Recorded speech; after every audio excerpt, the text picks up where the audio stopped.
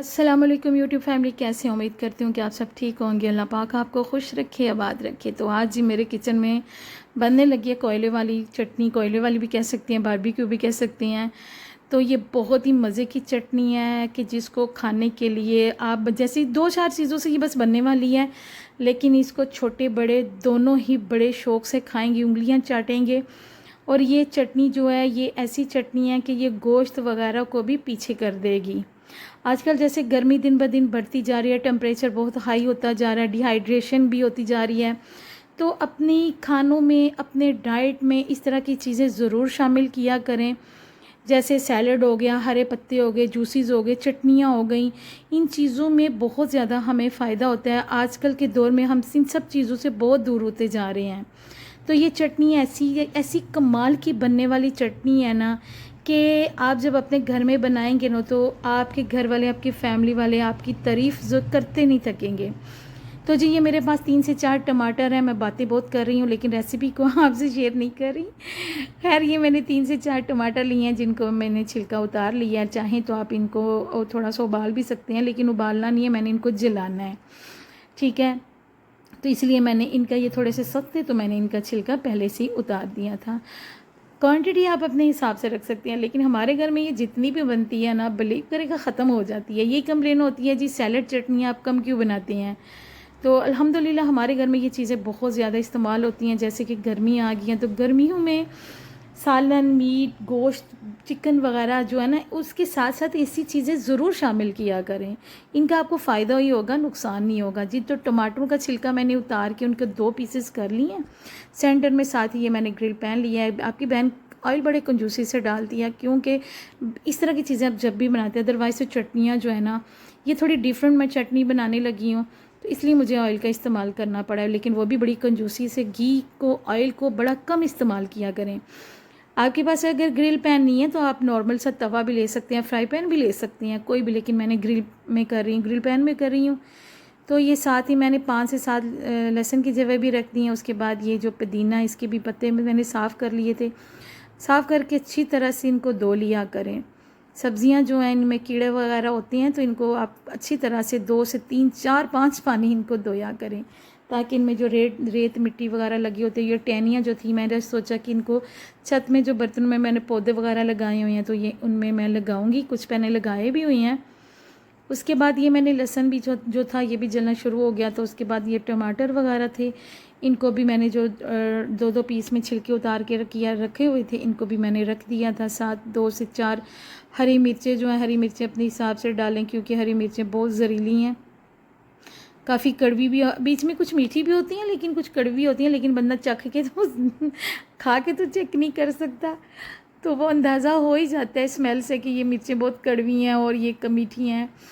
तो उसके बाद ये इन चीज़ों को मैंने ऊपर रख दिया था ग्रिल पैन में, क्योंकि मुझे हल्का हल्का इनको जलाना था, इनका कलर भी चेंज करना था। उसके बाद मैंने पुदीना, हरी मिर्चें और पुदीना, धनिया, इनको भी मैंने कटिंग करके अच्छे से वॉश कर लिया था। इनकी जो मिट्टी वगैरह थी ना, काफ़ी ज़्यादा इन चीज़ों में ना बहुत ज़्यादा रेत होती है। और साथ ही एक प्याज को भी मैंने चॉप कर लिया था। दूसरी तरफ ये माशाल्लाह से जिस तरह का परफेक्ट मुझे इनका ये वाला जला जला कलर चाहिए था, ये भी माशाल्लाह से बिल्कुल तैयार हो गए थे। फिर मैंने इनको प्लेट में डाल के, तो आपने एक प्लेट में जब डालना है ना तो इसको गरम गरम को ही आपने किसी चम्मच के साथ, कांटे के साथ आपने इसको अच्छी तरह से, इसका जो मलीदा होता है, जो पेस्ट होती है ना, आपने ये बनानी है। लेकिन मशीन इस्तेमाल नहीं करनी, क्योंकि ये हमें बिल्कुल बारीक वाला पेस्ट इसका नहीं चाहिए। हमें ये दरदड़ा सा जो है ना, मोटा मोटा इसका पेस्ट चाहिए। तो आपने अच्छी तरह से, जब आप नीम गरम इसको करेंगे ना, ये बड़े अच्छे तरीके से ही हो जाएंगे।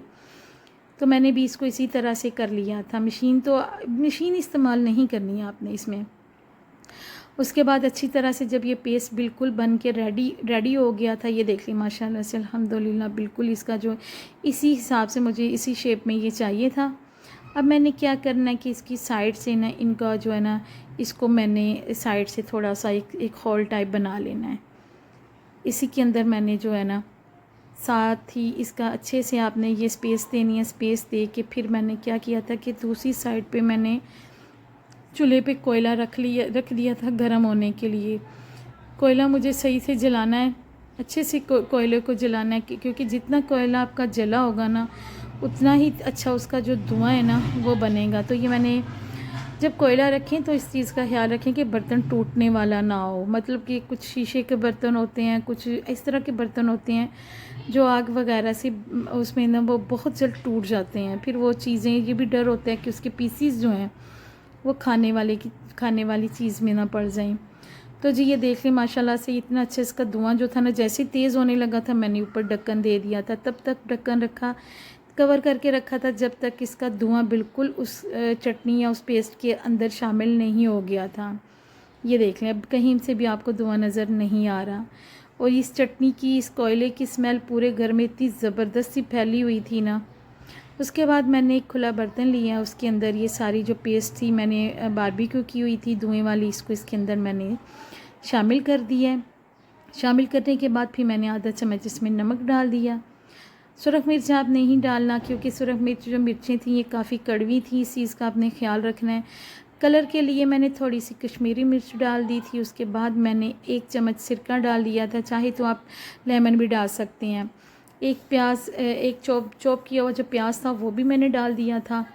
धनिया और पुदीना भी डाल दिया था। सिरके की वॉइस मुझसे पहले हो गई थी, लेकिन सिरका मैंने बाद में डाला था। अगर आपके पास सिरका नहीं है तो आप लेमन भी डाल सकते हैं, लेकिन मेरे पास लेमन नहीं था तो इसलिए फिर मैंने सिरका इसको डाल दिया था। लेकिन ज़्यादा सिरका आपने इस्तेमाल नहीं करना, मीन्स जिनको गले का इन्फेक्शन होता है। लेकिन सिरका आपने बिल्कुल थोड़ा सा डालना है। अच्छे से इसको मिक्स कर लेना है। मिक्स करने के बाद ये चटनी इतनी मज़े की बनती है ना। साथ ही मैंने थोड़ा सा इसमें चिली गार्लिक सॉस जो है ना, उसकी भी मैंने पेस्ट जो था 1 चम्मच मैंने इसमें डाल दी थी। क्योंकि जो टमाटर थे ना वो बहुत लाइट कलर था उनका, मतलब बहुत सुर्ख वाले, रेड वाले ज़्यादा नहीं थे, तो कलर के लिए मैंने थोड़ी सी इसमें डाल दी थी। ये देखो माशाल्लाह से हर चीज़ जो है मैंने ये जूम करके आपको दिखाई है।